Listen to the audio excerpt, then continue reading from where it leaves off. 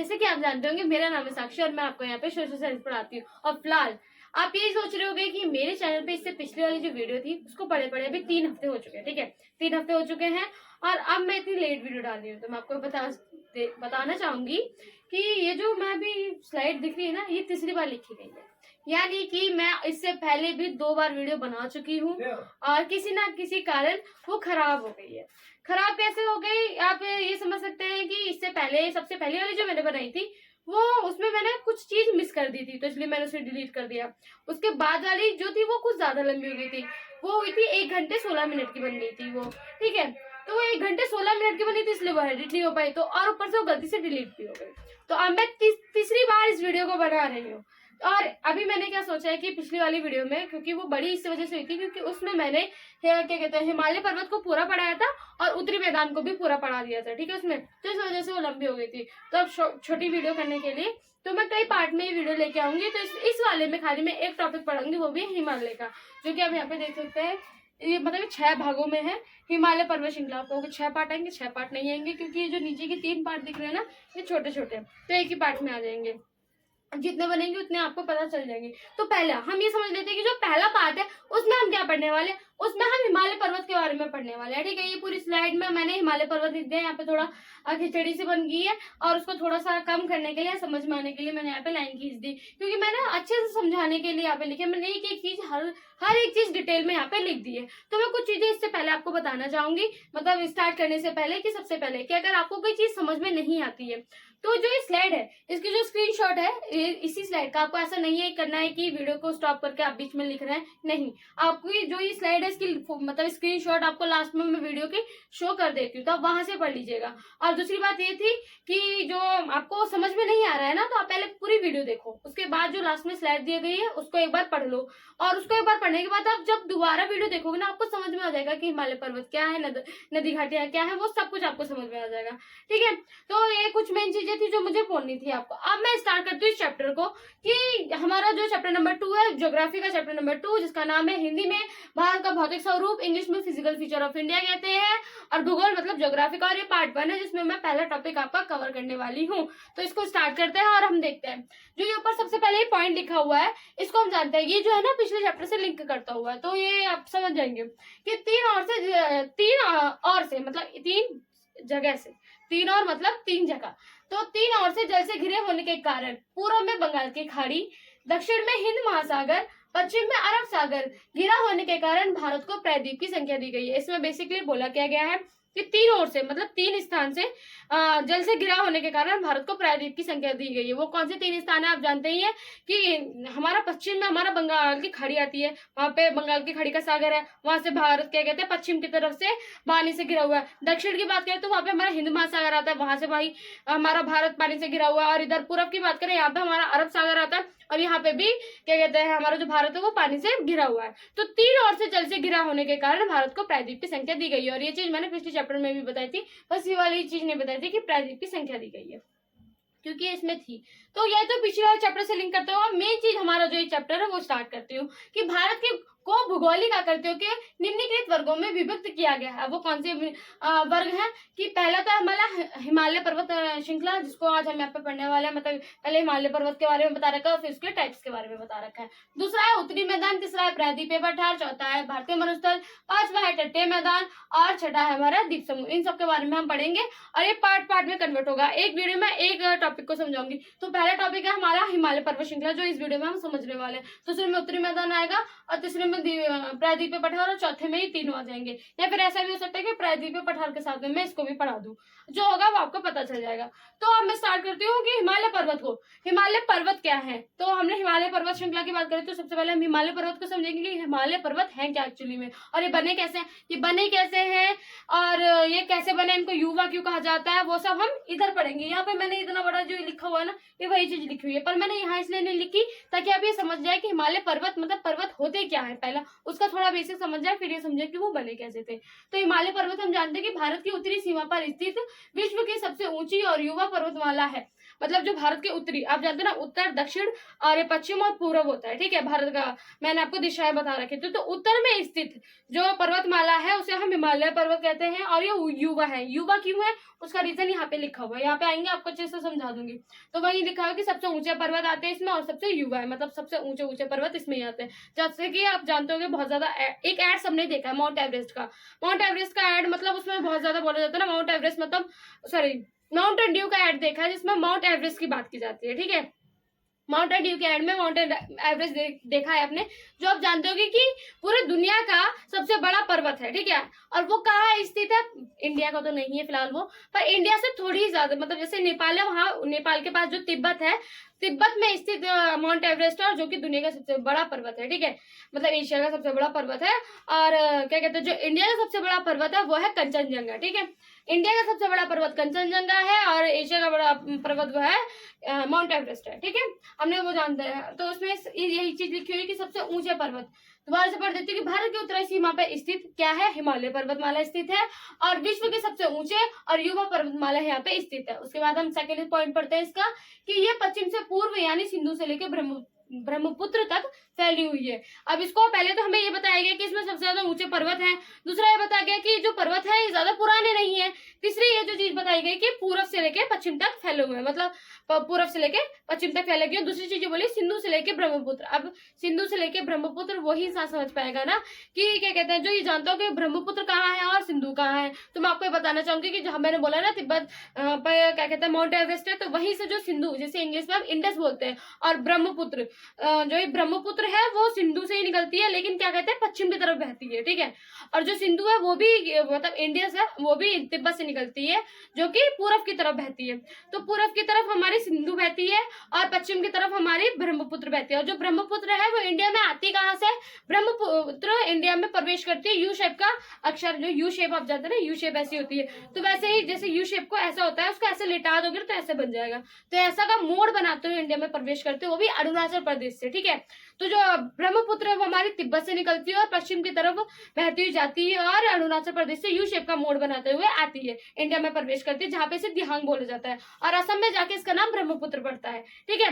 पहले इसे दिहांग बोलते हैं, बाद में ब्रह्मपुत्र पड़ता है। और ये चीज मैं इसलिए बोल रही हूँ क्योंकि एक चीज है जिससे आप अगर ये चीज आपको याद हो गई ना कि ब्रह्मपुत्र को इंडिया में आते हुए दिहांग बोलते हैं, फिर बाद में ब्रह्मपुत्र बोलते हैं, तो इससे आपको एक और चीज याद हो जाएगी, तो इस लाइन को याद रखना। उसके बाद हम बात करते हैं कि जो क्या कहते हैं हमारी जो इंडस है, इंडस मतलब सिंधु, जो सिंधु हमारी वो पूर्व की तरफ बहती है, और इसलिए बोला गया कि पूर्व से लेके पश्चिम तक। तो वही है ना कि पश्चिम की तरफ हमारी पश्चिम की तरफ हमारी ब्रह्मपुत्र बह रही है और पूर्व की तरफ हमारी सिंधु बह रही है, तो वहां से लेके वहां तक हमारी क्या है, पर्वतमाला है। तो बेसिक वही चीज लिखी हुई है यहाँ पे, कंफ्यूज करने के लिए लिखा हुआ है, पर आप ये चीज लिखेंगे ना तो एकदम सही रहेगा कि पर्वतमाला के बारे में कि कहाँ से लेके कहाँ तक फैली है, कि पूर्व से लेके पश्चिम तक। एनसीईआरटी की चीज है ना, तो अच्छी लगती है कि फिर से बोल देती हूँ कि पूर्व से लेके पश्चिम तक फैली है हमारी पर्वतमाला। दूसरे शब्दों में बोले तो सिंधु से लेके ब्रह्मपुत्र, मैंने बता दी वो सिंधु कहाँ से निकलती है किधर बहती है, और ब्रह्मपुत्र कहाँ से निकलती है किधर बहती है, और कहाँ से वो एंटर करती है।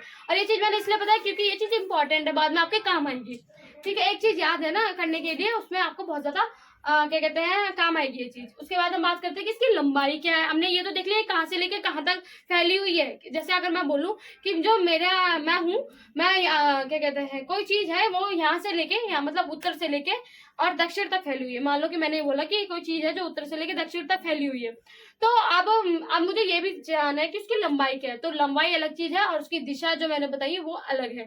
तो वैसे ही वही चीज है कि पूर्व से लेके पश्चिम तक हमारी जो पर्वतमाला है वो फैली हुई है, लेकिन उसकी लंबाई क्या है, लंबाई जो है वो किलोमीटर में है, 2400 किलोमीटर। जो पर्वतमाला इसकी लंबाई जो है वो 24 किलोमीटर है। इसकी चौड़ाई जो है वो कश्मीर में 400 है, ठीक है। और जो बात आई हमारे अरुणाचल प्रदेश में वो 150 है, ठीक है। कश्मीर में 400 और अरुणाचल प्रदेश में 150। अब इसके टाइप्स के बारे में पढ़ते हैं। आपको मैं एक छोटी चीज से समझा सकती हूँ कि मान लो कि रेक्टेंगल है, उसमें हमने 2 लाइन खींच दिया, वो 3 भागों में डिवाइड हो गया, ठीक है।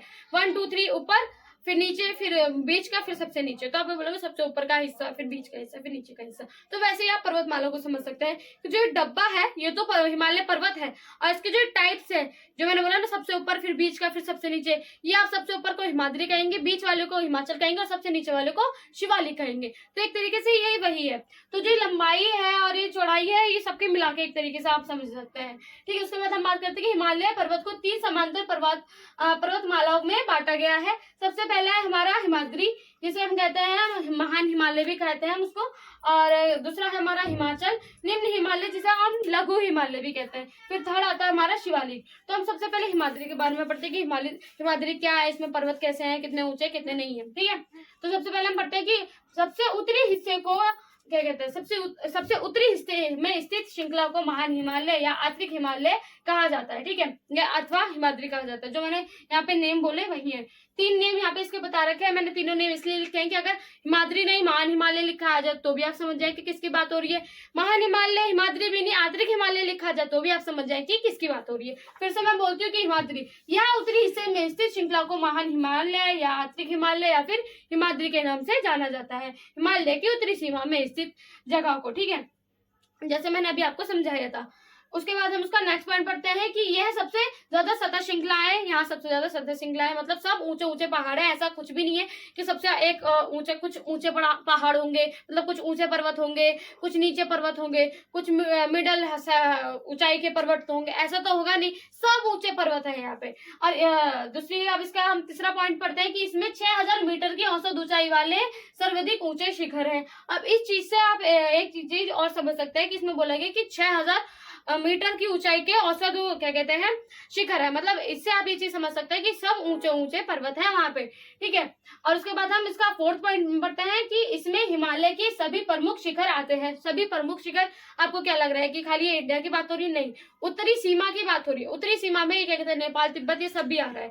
तो आप जानते हैं, जैसे मैंने बोला कि माउंट एवरेस्ट है वो क्या कहते हैं एशिया का सबसे बड़ा क्या कहते हैं वो है पर्वत है, ठीक है। और उसके बाद जो इंडिया का जो सबसे बड़ा पर्वत है वो कंचनजंगा है। मैंने ये चीज बता दी। अगर पूछा जाए इंडिया का सबसे बड़ा क्या कहते हैं पर्वत कौन सा है तो आप कंचनजंगा लिखेंगे।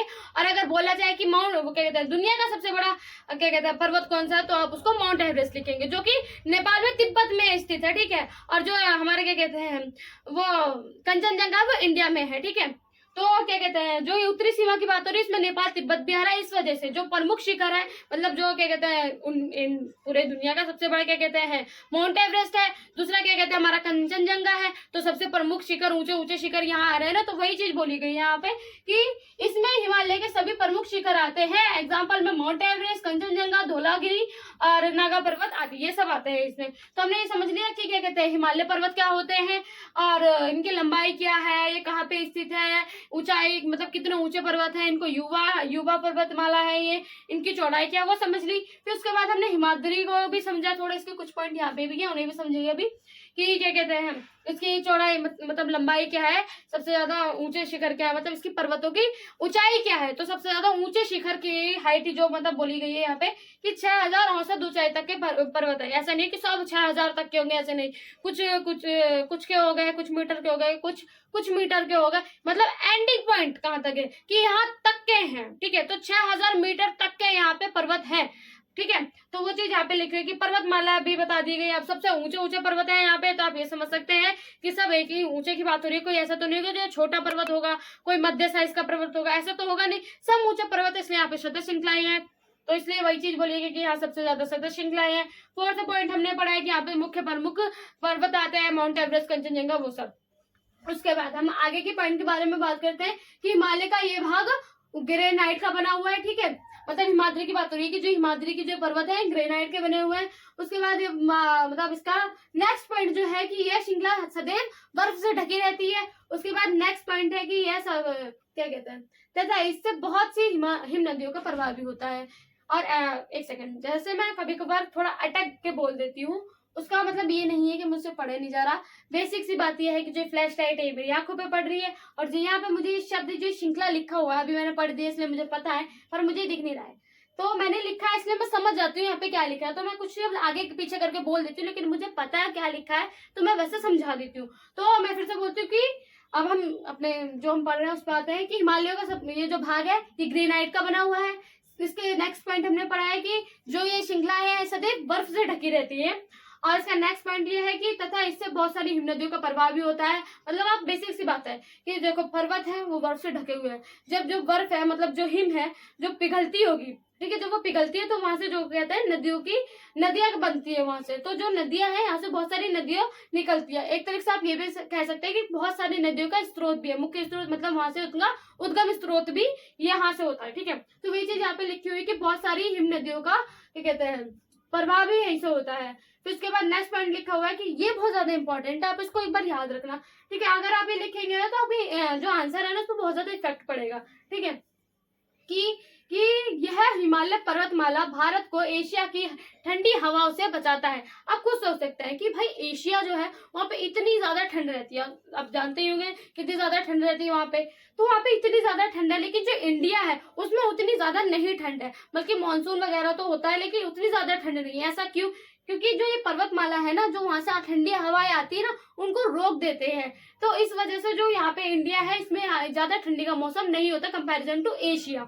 एशिया के जो देश है उनके देशों के हिसाब से यहाँ पे ज्यादा ठंडी नहीं पड़ती, क्योंकि यहाँ पे जो पर्वतमाला है वो ठंडी हवाओं को आने से रोक देते, नहीं तो ना आज हम जैकेट पहन के घूम रहे होते अभी भी, ठीक है। तो अब हम इसके कुछ पॉइंटों को समझ चुके हैं, जो इंपॉर्टेंट पॉइंट है मैंने उनको लिख दिया है। और बेसिकली मैंने यहाँ पे पॉइंटों में आंसर क्यों लिखा है, ताकि अगर आपके क्वेश्चन में ये पूछा जाए कि हिमाद्री को बताओ, हिमाद्री के कुछ पॉइंट मुख्य पता, मतलब 5 क्वेश्चन का मतलब नंबर का क्वेश्चन है, तो आप उसमें कितने पढ़ लेंगे? कम से कम 6 तो पॉइंट लिखोगे ही ना, तो 6-7 मैंने पॉइंट आराम से लिख दिए हैं, आप इनको एक बार पढ़ लीजिएगा। लास्ट में आपको स्लाइड दिख जाएगी, उसे एक बार पढ़ लेंगे, आपको पॉइंट भी समझ में आ जाएगा, और नहीं समझ आए तो दोबारा से आके वीडियो देख लेना, अच्छे से समझ में आ जाएंगे। उसके बाद हम हिमाचल की बात करते हैं, जो कि सेकेंड टाइप है हमारा क्या कहते हैं हिमालय का, ठीक है। कि हिमाचल हिमाद्री के दक्षिण में स्थित श्रृंखला को निम्न हिमालय या लघु हिमालय के नाम से जाना जाता है, ठीक है। ये जो लघु हिमालय निम्न हिमालय के नाम से जाना जाता है इसे हम हिमाचल कहते हैं। नेक्स्ट पॉइंट पढ़ते हैं इसका कि इन श्रृंखलाओं का निर्माण मुख्यतः अत्यधिक संपीड़ित तथा परिवर्तित शैलियों से हुआ, यानी 33 सागर। अब मैं यहाँ पे आपको ये बताने जा रही हूँ, ये चीज जो मैं बोलने वाली हूँ इसको अच्छे से सुनना। ये चीज से आप ये समझ जाएंगे कि क्या कहते हैं जो ये हिमालय पर्वत है इनको युवा पर्वतमाला क्यों कहा जाता है, ठीक है। आप ये भी समझ जाएंगे और ये भी समझ जाएंगे कि जो ये हिमालय पर्वत है, हिमालय पर्वत मतलब इसके सारे टाइप भी आ गए उसमें, ठीक है। तो जो हिमालय पर्वत है ये कैसे बना, अब ये भी समझ जाएंगे। ये ऐसा नहीं है कि जब दुनिया बनी थी तभी बने थे, तभी नहीं बने थे ये, उसके बहुत सालों बाद बने हैं ये। लेकिन ऐसा भी नहीं है कि कुछ ही सालों पहले बने हो, आप इसको ये कह सकते हैं कि कुछ करोड़ साल हो चुके हैं, लेकिन ज्यादा करोड़ साल नहीं हुआ। ऐसा मतलब एक नंबर ले देती हूँ मैं, 5 करोड़ साल पहले इनका ये बने थे ये, और जो दुनिया है वो तो बहुत साल पहले, करोड़ों साल पहले बनी थी, तो ये ज्यादा पुराने तो नहीं है, पर ये भी नहीं है ये कल बन गए हो, पर ये इसलिए ज्यादा पुराने नहीं है, इस वजह से इनको युवा मतलब युवा पर्वतमाला कहा जाता है। अब क्यों कहा जाता है वो समझ लेते हैं कि हम ये बने तो बने कैसे हैं। तो वही चीज यहाँ पे लिखी है कि 33 सागर, एक 33 सागर हुआ करता था, ठीक है, वो भी एशिया मतलब एशिया और इंडिया के बीच में। तो ये चीज यहाँ पे लिखी कि यानी 33 सागर पर पड़े दबाव के कारण नदियों के अवसाद पर्वतों में बदल गए। ये दबाव यूरेशियन प्लेटो और इंडियन प्लेटो के टकराव से पड़ा था। अब मैं इसको अपने शब्दों में आपको इजी वे में समझाती हूँ, और मैं अच्छे से डिफाइन करने में लिख देती तो बहुत ज्यादा बड़ा हो जाता, पर मैं समझा रही हूँ, आप वर्बली समझ लीजिए।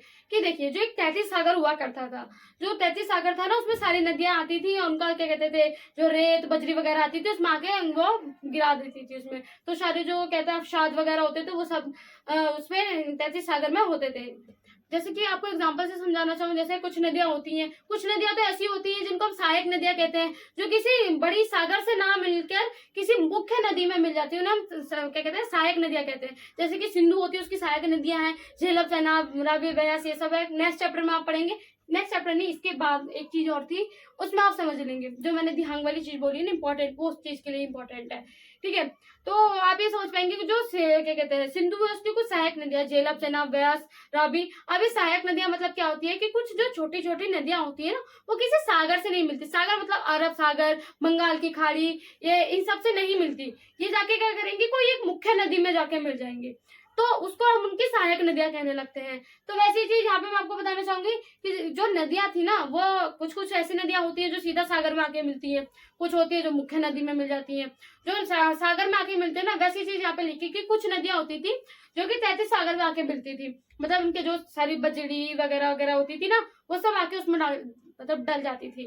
तो एक तरीके से उसके अंदर बहुत सारे नदियों का अवसाद मलबा वगैरह पड़ा हुआ था। और क्या कहते हैं, जो ये यूरेशियन प्लेट, यूरेशियन मतलब एशिया की जो प्लेट है, प्लेट एक तरीके से आप स्थल सीमा एक तरीके से मान सकते हैं। जो स्थल है मतलब एक तरीके से आप कहते हैं कि एक सागर है, अब कुछ जमीन है, जमीन को क्या कह रहे हैं आप, प्लेट कह रहे हैं ना। इंडिया में देखते हैं ना इतनी ये जगह है, कभी मैप में देखते होगे ना कि ये देखो ये हमारा इंडिया है, तो वो जो है वो भी एक प्लेट ही तो है। धरतियों में जो क्या कहते हैं जमीन की एक तरीके से प्लेट है ना, तो उनको प्लेट कहा गया, भूमि को प्लेट कहा गया, ठीक है। तो जो क्या कहते हैं इंडिया की जो प्लेटें होती थी और जो यूरेशिया मतलब यूरोप की जो प्लेट, यूरोप बोल रही हूँ, क्या कहते हैं एशिया की जो प्लेटें होती है जिन्हें यूरेशिया कहते हैं, यहाँ पे लिखा भी होगा मैंने, यूरेशियन प्लेटें और इंडियन प्लेटें, टकराव होता था उनके बीच में, क्या था 33 सागर, और उसके अंदर क्या था नदियों का गाद, मतलब रेत वगैरह वो सब उसके अंदर पड़ी हुई थी। तो जब ये दोनों टकराते थे ना आपस में, तो जो रेत का अंदर गाद वगैरह पड़ा हुआ था तो वो ऊपर ऊपर उठता था, ऐसे टकराते जाते थे ये उठता जाता था, और इसी कारण जो होते थे हमारे जो ये पर्वत वगैरह है ये बने थे। तो हमने ये समझ लिया कि सारे पर्वत बने कैसे, मतलब हिमाद्री, हिमाचल, क्या कहते हैं शिवालिक, सब बने तो बने कैसे, हमने ये समझ लिया। कहने का मतलब सिंपल में है कि हमने पर्वतमाला कैसे बनी, हिमालय हिमालय पर्वत कैसे बने, हमने वो समझ लिया है एक तरीके से कि वो कैसे बने। 33 सागर में एक शॉर्ट फॉर्म में एक बार दोबारा से जस्ट बोल देती हूँ कि क्या कहते हैं यूरेशियन प्लेट और इंडियन प्लेट आपस में टकराती थी, उनके बीच में 33 सागर था, उसके अंदर कई सारी और नदियों का गाद एक तंत्र हो रखा था, वो ऊपर ऊपर उठता जाता है जिसके कारण पर्वत का निर्माण होता है, ठीक है। अब ये समझ गए इनका निर्माण कैसे होता है। मैंने यहाँ पे इसलिए नहीं बताया ताकि एक बार आप ये समझ जाए कि पर्वत होता क्या, पर्वत मतलब जैसे इनकी कुछ कुछ ऊंचाई होगी, कुछ चौड़ाई होगी, कहीं से लेके कहीं तक फैले होंगे, दिशा भी, उनकी लंबाई भी, वो सब आप यहाँ पे समझ गए हैं। अब वो क्या कहते हैं बने कैसे वो भी समझ चुके हैं। अब क्या कहते हैं इसके प्रकार के बारे में अच्छे से समझते हैं। तो अब उसकी क्या कहते हैं हमने हिमाद्री के बारे में तो पढ़ लिया था, अब हम हिमाचल के बारे में पढ़ते हैं कि उनकी ऊंचाई, मतलब जो ये हिमाचल है इनकी ऊंचाई कितनी है। इसमें तो 6000 के औसत ऊंचाई वाले थे ना, अब इसमें इससे कम वाले होंगे, इसमें उससे और कम वाले होंगे, क्योंकि सबसे ऊपर हमारा हिमाद्री आता है, फिर हिमाचल आता है और फिर शिवालिक आता है, तो सबसे ऊंचे इसमें आते हैं उत्तरी सीमा पे। फिर उसके जस्ट नीचे मतलब उसके जस्ट दक्षिण में, मतलब उसके जस्ट नीचे आने वाली जो पर्वतमाला है वो हमारी हिमाचल है। तो उसके बारे में पढ़ते हैं कि उसमें कितना ऊंचा पर्वत है। उसमें है 3700 से लेके 4500 के बीच तक की औसत ऊंचाई वाले इसमें पर्वत पाए जाते हैं, ठीक है। अब इनकी चौड़ाई क्या होती है, 50 किलोमीटर तक की इनकी चौड़ाई होती है इन पर्वतों की, ठीक है। उसके बाद हम बात करते हैं एक चीज जो इम्पोर्टेंट है, मैंने आपको एक चीज बताना चाहूंगी कि जो स्लाइड आपको दिख तो छोटी सी रही है, लेकिन इसको लिखते लिखते आप जानते हो मुझे कितना टाइम लगा। सुबह 8 बजे से मैं इसे लिखने बैठी थी, और अभी मेरे यहाँ पे दोपहर के मतलब 1 बज चुका है, और 1 बजे मैं वीडियो बना रही हूँ, और मैं तब से ये लिख ही रही हूँ। मैंने एक एक चीज को अच्छे से खोज खोज के छोटे से छोटे फॉर्म में मैं आपको समझा सकूं, वो क्या है मतलब मैंने यहाँ पे लिखी हुई है, ठीक है। कि यहाँ पे पहले मैंने क्या कहते हैं इतना सा डिफाइन मतलब सर्च करा कि 33 सागर कैसे होता है, क्योंकि कुछ कुछ चीजें ऐसी होती है कोई गलत बता देता है, कुछ सही बताता है, तो फिर कंफ्यूजन पैदा हो जाती है। तो कई कई साइडों से मैंने ढूंढ ढूंढ के जो ज्यादा मेन चीज थी, जो फिर मुझे लगा कि हाँ यही चीज सही होगी, क्योंकि कहीं ना कहीं हमें भी कंफ्यूजन हो जाती है। तो इस वजह से जब तक मुझे पक्का नहीं हो गया कि हाँ यही चीज होगी, तब तक मैंने वो चीज नहीं लिखी, मैं ढूंढती रही। इसी वजह से मुझे सुबह से 8 बजे से 1 बज गए स्लाइड को लिखते लिखते। तो ठीक है, मैंने ये पूरा यहाँ पे फिर लिखा, कुछ भी एक शब्द की भी मेरे को लगता था कि अरे ये चीज शब्द क्या है, इसका मतलब क्या होता है, तो मैंने वो भी 10 बार खोजा, फिर मैंने यहाँ पे लिखा। फिर भी अगर कोई गलती हो गई कमेंट बॉक्स है आप उसमें लिख सकते हैं। मेरे को कमेंट बॉक्स में अगर कोई मेरी गलती बताता है ना तो मुझे बुरा नहीं लगता, मुझे अच्छा लगता है कि हाँ किसी ने गलती ढूंढी है, कुछ गलती हुई है और अब मैं उसे सुधारने की कोशिश करूंगी, तो आप बता सकते हैं। और जब मैंने इतने एफर्ट लगाया तो मैं आपसे प्लीज एक ही चीज बोलूंगी कि इस वीडियो को लाइक शेयर सब्सक्राइब करना ना भूलेगा, ठीक है। क्योंकि आपके सब्सक्राइब से आपके लाइक से ही मुझे मोटिवेशन मिलता है और ये समझ में आता है कि हाँ कुछ लोग मुझे देख रहे हैं, और क्या कहते हैं कुछ लोग मुझे देख रहे हैं, कुछ कुछ पढ़ तो रहे हैं, व्यूजों से पता चलता है ना कि कुछ लोग पढ़ रहे हैं, तो इस वजह से। अब हम आगे पढ़ते हैं, कंटिन्यू करते हैं हमारे चैप्टर को। कुछ मतलब ये चीज महत्वपूर्ण है, जो महत्वपूर्ण थी मैंने पहले ऊपर वाली बता दी कि यू मतलब पर्वत कैसे बनते हैं। अब हम नदी घाटी कैसे बनते हैं वो समझते हैं। ये दोनों चीज इंपॉर्टेंट है, इसलिए मैंने अच्छे से लिखी है यहाँ पे, बहुत 2-2 घंटे लगा के ढूंढ ढूंढ के। सबसे पहले हम पढ़ते हैं कि महत्वपूर्ण श्रृंखला जो क्या कहते हैं हिमाचल है, इसकी महत्वपूर्ण श्रृंखला क्या है। मतलब यहाँ पे हमने पढ़े ना इसकी क्या है, नागा पर्वत, धौलागिरी और क्या कहते हैं माउंट एवरेस्ट और हमारा कंचनजंगा है। हिमाचल की जो प्रमुख मतलब महत्वपूर्ण श्रृंखला है वो हमारा पीर पंजाल, धौलाधार और महाभारत है, ठीक है। उसके बाद हम बात करते हैं घाटियों की, कि कांगड़ा और कुल्लू घाटियों का निर्माण व्यास नदी के कटाव से हुआ है, ठीक है। मतलब जो कांगड़ा और कुल्लू जो घाटी है ना, इनका जो निर्माण है ना वो व्यास नदी से हुआ। अब आप ये मत सोचेगा कि ये देखो ये रही कांगड़ा ये रही कुल्लू, ऐसे ये इतने पास नहीं, बहुत दूर दूर है, पर हुआ इनका एक ही नदी से निर्माण है, ठीक है। कि कांगड़ा और कुल्लू घाटी का निर्माण ब्यास नदी के कटाव से हुआ है, यानी ब्यास नदी इन घाटियों के बीच से होकर गुजरती है। यह नदी हिमालय से निकलती है, अपने साथ रेत, बजरी, कंकड़ लाती है, फिर एक भारी मात्रा में एकत्र करती है और उसे काटकर घाटियों का निर्माण करती है। मैंने जितनी सिंपलेस्ट फॉर्म में मैं लिख सकती थी ना, मैंने कई जगह से खोजा, बहुत जगह से खोजने के बाद मैंने जितने आसान शब्द में मैं लिख सकती थी उतने आसान शब्द में लिखा, और एक बार अच्छे से समझा भी देती हूँ। इससे अलग कि देखो क्या होती है, जो नदियां हैं वो अपने साथ में क्या कहते हैं रेत, बजरी वगैरह लाती है, वो एक जगह इकट्ठा कर दिया उन्होंने। अब वो आती जा रही वो इकट्ठा होता जा रहा है, इकट्ठा होता, जब वो बहुत ज्यादा एक मात्रा में इकट्ठा हो जाता है और उनकी जाने की जगह नहीं होता, तो उनको ऐसा तो नहीं वो ऐसे रास्ता बदल करके चली जाएंगे तो वहां से ही ना कभी थोड़ा थोड़ा पानी जाएगा, फिर ज्यादा, फिर अपनी जगह बना लेंगे वहां से निकलने की, और ऐसे ही वो अलग अलग हो जाएंगे और बड़े बड़े क्या कहते हैं घाटियों में वो तब्दील हो जाएंगे।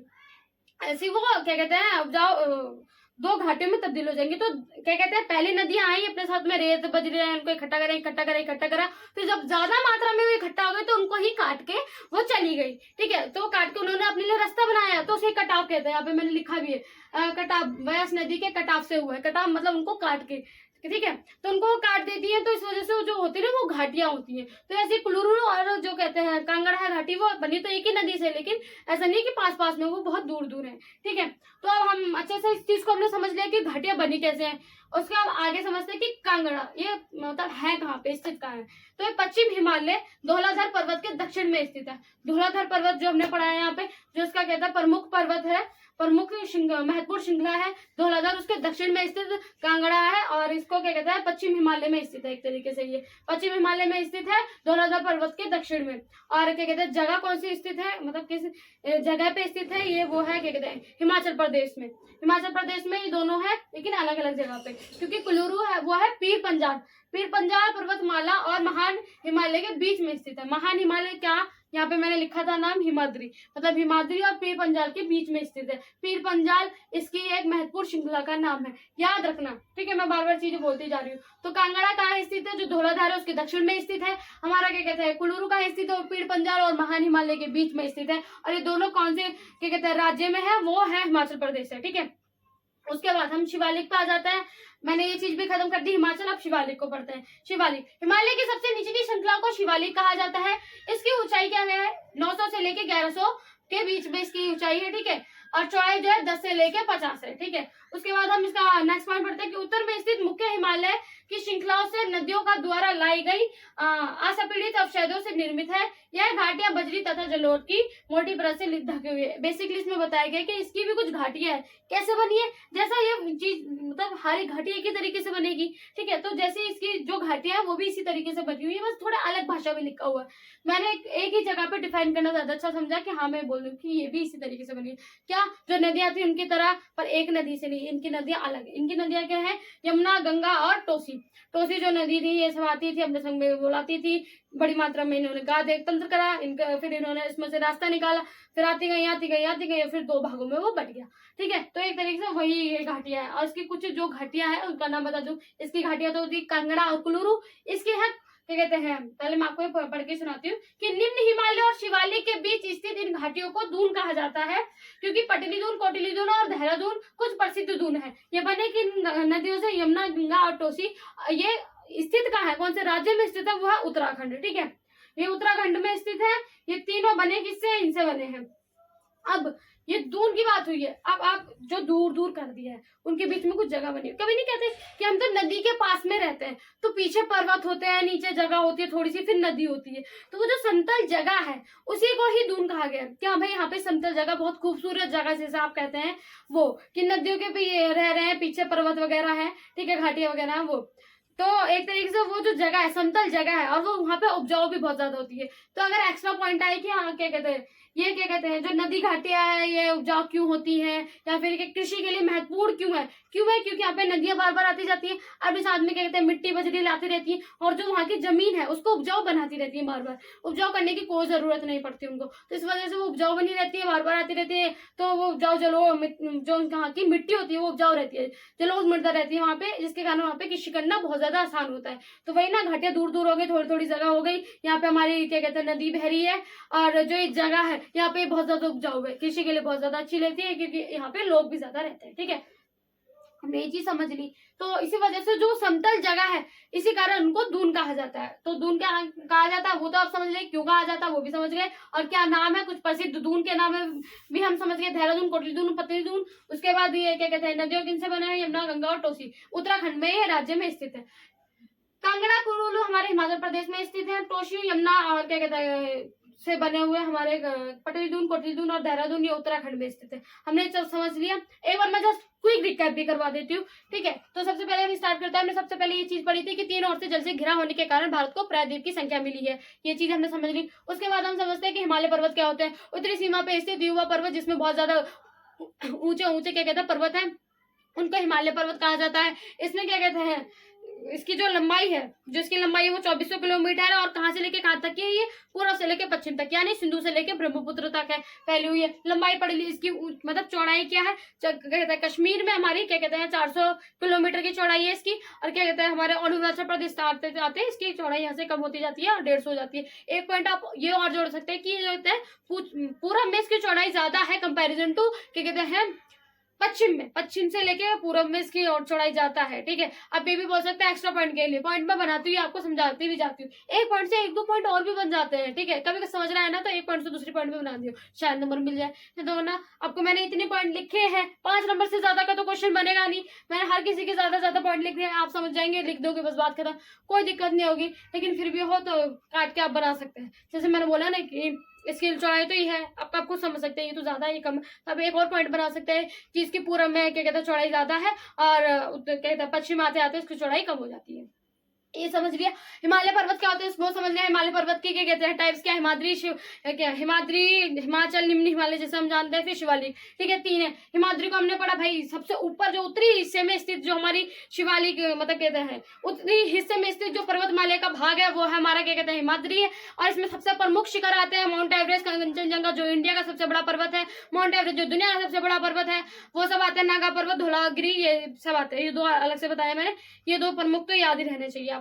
ये 1 नंबर में पूछ लिया जाता है कि इंडिया का सबसे बड़ा पर्वत कौन सा है, ठीक है। तो एक बार बता दिया, सबसे प्रमुख पर्वत भी यहीं पे आते हैं। इसकी जो औसत ऊंचाई के जो पर्वतों की औसत ऊंचाई होती है, मतलब यहाँ तक के इसकी पर्वतों की ऊंचाई होगी वो है 6000 मीटर, ठीक है। वो हमने पहले सतह श्रृंखला है, मतलब भाई सभी ऊंचे ऊंचे पर्वत है, यहाँ पे ऐसा छोटा लंबा चौड़ा ऐसा पर्वत नहीं है, ठीक है। हमने ये समझ लिया। उसके बाद कुछ और पॉइंट है वो समझ लेते हैं कि भाई ये जो पर्वत है ग्रेनाइट से बने हुए जो है बर्फ से ढके रहते हैं, क्योंकि भाई एशिया है उधर एकदम क्या कहते हैं ये तो है नहीं कि एकदम ही बर्फ मतलब कहते हैं हवा आनी बंद हो जाएगी, बिल्कुल ही एकदम सन्नाटा कि भाई उधर तो भाई सर्दी सर्दी इधर गर्मी गर्मी, थोड़ी दूर तक गर्मी रहेगी लेकिन जो एकदम है वहां तो सर्दी रहती है, ठीक है। पर्वत वगैरह उस जगह सर्दी रहती है, इसलिए वहां के पर्वतों के ऊपर क्या कहते हैं बर्फ से वो ढके रहते हैं। और इसी वजह से बर्फ से ढके रहते हैं, जो बर्फ पिघलती है उससे कैसा नहीं नदियां भी निकलती है भाई। उद्गम उनका ये भी कह सकता है आपकी जो नदियां उनका उद्गम स्त्रोत हिमालय से होता है कई नदियों का, जैसे कि गंगोत्री और यमुनोत्री, मैंने लिखा नहीं शायद, कोई बात नहीं। गंगोत्री और यमुनोत्री बहुत इजी है, यमुना से यमुनोत्री और गंगा से गंगोत्री, याद रहेगा आपको,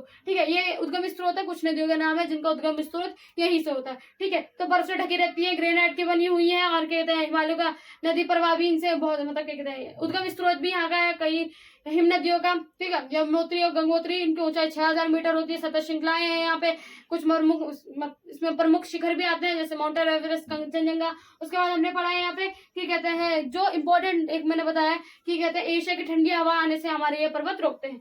हिमाद्री यहाँ पे खत्म, हिमाचल हमारा शुरू के हिमाद्री के जस्ट नीचे स्थित वाले श्रृंखलाओं को हमारा मतलब दक्षिण में स्थित को हिमाचल कहते हैं। इसकी जो ऊंचाई है हमारी 3700 से लेके 4500 के बीच में है, चौड़ाई 50 किलोमीटर है।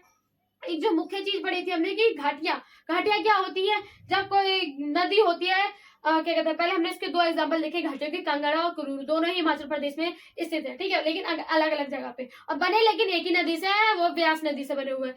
क्या कहते हैं जब नदी होती है अपने रास्ते में बहुत सारे गाद एक तंत्र कर देती है, गाद एक तंत्र करने के बाद जब उसको काटती हुई आती है तो उनको हम घाटियां कहते हैं, ठीक है। तो इसे हम घाटियां कहते हैं, हमने वो भी समझ लिया, घाटियां क्या होती है वो भी समझ लिया हमने।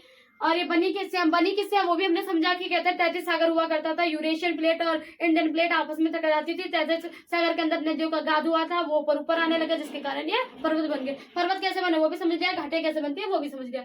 उसके बाद हम बात करते हैं कि कहते हैं हमारा ये, और हाँ कांगड़ा कुल्लू स्थित क्या है, कांगड़ा हिमाचल पर वो क्या कहते हैं हिमालय के पश्चिम में स्थित है, यानी कि धौलाधर के दक्षिण में स्थित है। उसके बाद हम कुल्लू की बात करते हैं, जो कि पीर पंजाल और हिमालय मतलब महान हिमालय के बीच में स्थित है। उसकी स्थिति पता कर ली, कौन से राज्य में, हिमाचल प्रदेश में। घाटीबंदी कैसे, वो भी हमने पता कर लिया। उसके बाद हम शिवालिक की बात करते हैं, जो कि सबसे निचला हिस्सा है हिमालय पर्वत का कहलाता है, वो है हमारा शिवालिक। और इसकी ऊंचाई क्या है, 900 से लेकर 1100 के बीच में होती है। ठीक है, उसके बाद हम इसकी ऊंचाई वो चौड़ाई के बारे में बात करें, वो होती है 10 से लेकर 50 तक के बीच में। उसके बाद हम बात करते हैं कि इसकी भी कुछ घाटियां, जैसे देहरादून, कोटली दून और पटली दून। उनको दून क्यों कहा जाता है, क्योंकि जो नदी है और वो दूर दूर हो गए, बीच का कुछ समतल एरिया है और वहां पे बहुत ज्यादा उपजाऊ मिट्टी पाई जाती है। कृषि के लिए भी बहुत ज्यादा अच्छा होता है, यहाँ पे लोग भी बहुत ज्यादा अच्छे रहते हैं, कृषि और बार बार उपजाऊ होती भी रहती है यहाँ पे। ठीक है, तो वो समतल एरिया के चक्कर में, वो समतल एरिया है यहाँ पे, इस वजह से उनको दून कहा जाता है। ठीक है, तो दून क्यों कहा जाता है वो भी हमने समझ लिया, कुछ प्रसिद्ध दून भी हमने जान लिए। अब दून स्थित का है, उत्तराखंड में स्थित है। कुछ प्रमुख नदियों से बना, नदी कौन सी है, यमुना, गंगा और कोसी, हमने ये समझ लिया। उनकी ऊंचाई भी समझ ली, चौड़ाई भी समझ ली। मोस्ट एक्सेप्टेड मतलब सबसे ज्यादा जो पूछे जाते हैं वो वाले क्वेश्चन कौन से हैं वो बताती हूँ आपको। ठीक है, सबसे पहले हमारा आपको एक चीज तो जरूर याद रखनी है, दून। ये जो दून है ना, ये चीज याद रखनी है। पर्वतमाला जो है ना, पर्वत हिमालय पर्वत जो है, ये हमारे पूछे तो जाते हैं, लेकिन प्रायद्वीपीय पठार के साथ में पूछे जाते हैं, जो हम थर्ड पार्ट में पढ़ेंगे। उसके साथ में पूछे जाते हैं कि हिमालय पर्वत और प्रायद्वीपीय पठार को बताओ। या फिर कुछ नंबर में आपको ऐसा भी पूछ सकते हैं, 2-3 नंबर में, या फिर इन सबको अलग अलग पूछ लिया, अलग अलग भी पूछ सकते हैं। या फिर एक साथ में 5 नंबर में बोलते हैं कि हिमालय पर्वत विद उसके ऑल टाइप्स आप बता दो। एक चीज जो पूछी जाती है वो क्या कहते हैं, प्रायद्वीपीय संख्या जो क्यों कहा जाता है हिमालय को, वो सॉरी कहते हैं इंडिया को, वो पूछा जाता है। ठीक है, हमने ये समझ लिया, बनते कैसे वो समझ लिया। नदी घाटी का 1-2 नंबर में पूछा जाता है। सबसे ज्यादा जो पूछा जाता है वो तो क्या कहते हैं, हमारा नदी घाटिया हो गया, दून हो गए, ये पूछा जाता है। प्रायद्वीपीय संख्या ये पूछा जाता है। हिमालय क्या किसके साथ पूछा जाता है वो भी बता दिया।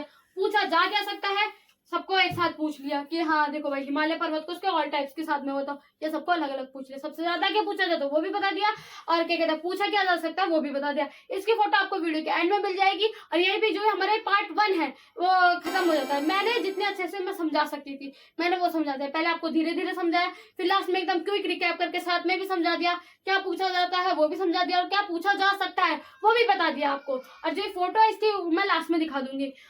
इसको बनाते बनाते सुबह के 8 बजे से मुझे 1 बज गया, तो मैं इतने एफर्ट्स लगा रही हूँ, तो मैं भी तो चाहूंगी कि भाई आप भी मेरी वीडियो को लाइक करो, सब्सक्राइब करो, शेयर करो, कमेंट करो, कुछ प्यारे कमेंट करो, कुछ गलती हुई है तो वो भी बता दो, डांट भी दो, मुझे चलेगा, मुझे कोई दिक्कत नहीं है। ठीक है, अब मैंने कोई गलती बोल दी, मैंने कोई चीज गलत बोल दी ना, तो भी बता देना। ठीक है, क्योंकि कई कई जगह मुझे कंफ्यूजन होती है, तो मैं उसको 4 अलग अलग जगह से ढूंढती हूँ कि हाँ भाई अगर इस पे थोड़ी चीज अलग है या मुझे कुछ समझ में नहीं आती, मैंने कहा मुझे नहीं समझ आती तो मैं समझाऊंगी तो उन्हें कैसे समझ में आएगी, तो मैं सबसे इजी भाषा में यहाँ पे लिखती हूँ। देखो इतनी इजी भाषा में मैंने लिखा और कहाँ मिलेगा, तो भैया तो मैंने इतने एफर्ट्स लगाए, तो मैं भी आपसे एक चीज मांगूंगी, मेरे जो वीडियो है ना उसको थोड़ा सा लाइक सब्सक्राइब शेयर कर दिया करो, ताकि मुझे भी थोड़ा ना मोटिवेशन बना रहे या सिर्फ वीडियो बनाने का। मतलब 5-5 घंटे लिख के पहले तो लिखो, फिर उसके बाद वीडियो बनाओ, वो भी पंखा बंद करके। ये पसीना क्यों आ रहा, पंखा बंद कर दिया क्योंकि ये जो मेरा स्टैंड है ये हिलता है इस वजह से। तो आई होप ये जो वीडियो आपको समझ में आई होगी, इसने आपको कुछ ना कुछ मदद करी होगी समझने में, और कुछ समझ में आया होगा।